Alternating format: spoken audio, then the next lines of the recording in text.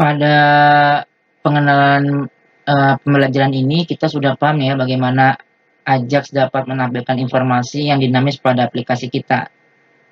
Namun kita belum mengetahui dari mana sumber data yang diambil oleh Ajax atau yang ditarik oleh Ajax dan bagaimana cara mengaksesnya.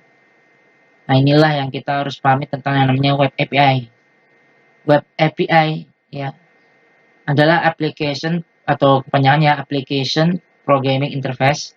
Itu merupakan interface yang disediakan oleh penyedia data agar data yang ia miliki dapat dimanfaatkan dengan mudah oleh banyak aplikasi, baik aplikasi web, aplikasi mobile, aplikasi desktop, atau lainnya. Penyedia data yang telah membangun web API memiliki keuntungan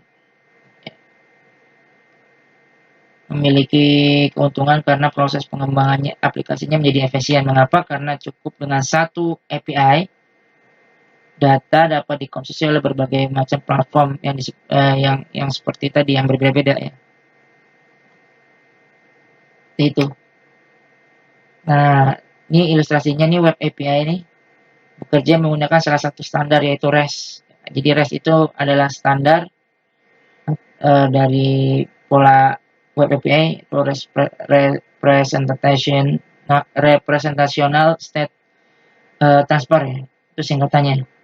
Nah, pola ini banyak digunakan karena simple dan mudah dipelajari. Jenis data yang diterima dan dikirim pada REST ini bisa berupa teks, JSON atau XML. Pola REST hampir sepenuhnya menggunakan HTTP dalam melaksanakan transaksi datanya. Sehingga untuk berkomunikasi dengan web API, kalian harus membuat HTTP request pada endpoint URL yang telah ditentukan biasanya oleh penyedia. Ya, misalnya tes.com/users. Nah, ini users ini namanya endpoint ya teman-teman ya. Biasanya nanti kalau misalnya kita akses ini tes.com/user akan keluar form JSON untuk data-data user. Misalnya begitu ya. Biasanya penyedia data juga dapat menetapkan HTTP request method yang berbeda pada setiap endpoint. Pokoknya ini berbeda-beda ya. Nah, nanti kan tadi terdapat banyak tipe metode atau metode HTTP.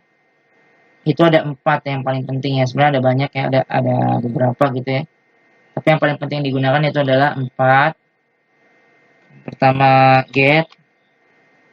Ya, GET ini digunakan untuk mengambil informasi dari web API ya. Terus yang kedua itu POST. Kalau POST ini digunakan untuk menambah data ya. Nge-save intinya. Terus ada PUT. Ini untuk mengupdate data atau mengubah data ya. Ada delete. Ini untuk menghapus data. Ya.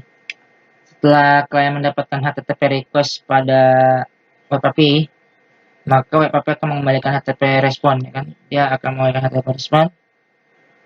Nah, pada respon tersebut tuh bisa ada status kode yang menunjukkan bahwa apakah request yang kita lakukan berhasil atau gagal. Jadi ada kode-kodenya. 200. Oh, oke ya, request berhasil dipenuhin. Terus ini kode-kodenya, kode dari responnya, dari HTTP method ya, respon HTTP method 400. Ini artinya server tidak mengerti request yang dikirim klien ya. Terus nanti ada error misalnya 401.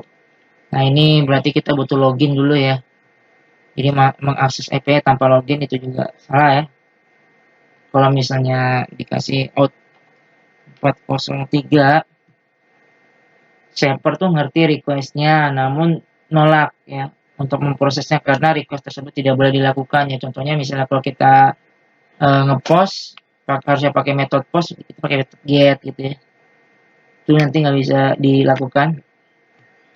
Terus ada lagi nanti 500. Nah, 500 ini artinya server mengalami kendala dalam melakukan proses request ya, entah servernya mati atau nanti ada reject yang error, ya, seperti itulah ya. Banyak penyedia data yang menyediakan web API secara cuma-cuma dan dapat dikonsumsi secara umum ya. Namun ada juga penyedia data yang menggunakan web API yang hanya digunakan untuk keperluan pribadi.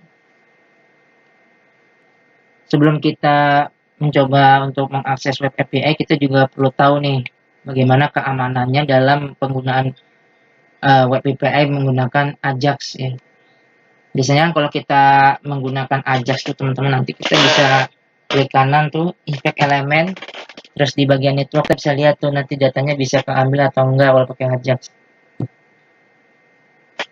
Nah, hal tersebut bisa terjadi kenapa? Karena ya Ajax diproses pada sisi klien sehingga pengguna dapat leluasa untuk melihat dan mengontrolnya. Maka dengan alasan keamanan, ketika kita melakukan Ajax baik menggunakan dengan SHR atau FAT, kita hanya boleh melakukan request dari domain yang sama. Jadi kalau misalnya ada di localhost di port localhost titik 20.808, berarti API-nya juga harus jalan di localhost titik 2.08.08 ya. Misalnya kalau kita menjalankan API yang bersumber dari google.com/API, maka sebagai klien juga kita harus menjadi google.com supaya bisa diakses.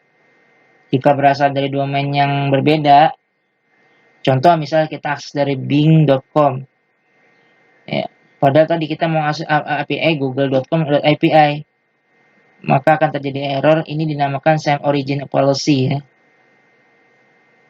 Nah, biasanya error gini nih, orang sering ngomongnya course gitu ya. Karena apa? Dia dihandle sama keamanannya. Kalau misalnya dia diakses, misalnya di sini HTTPS Ionix ya, mau diakses misalnya di localhost 8100, nggak sama kan Ionix sama localhost, makanya dia kena course, diblok pakai course. Keamanan dari browsernya itu cross origin resource sharing ya. Tapi bisa aja baik di web API-nya ataupun di sisi nanti kliennya itu dikonfigurasi supaya course-nya bisa menerima ya secara umum, walaupun beda domain yang mengaksesnya. Nah, ini nanti akan sering kelihatan nih teman-teman, ada model error model kayak gini, ini model course ya. Biasanya nanti kalau kita di Google, kita bisa pakai plugin.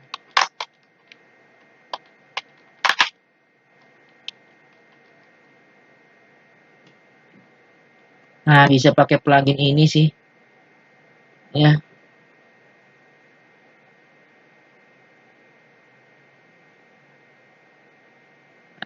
untuk nanti agar apa namanya, course-nya bisa diatur sama dia.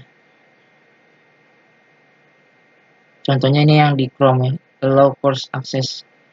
Masih banyak lagi teman-teman untuk plugin-plugin untuk menghandle course.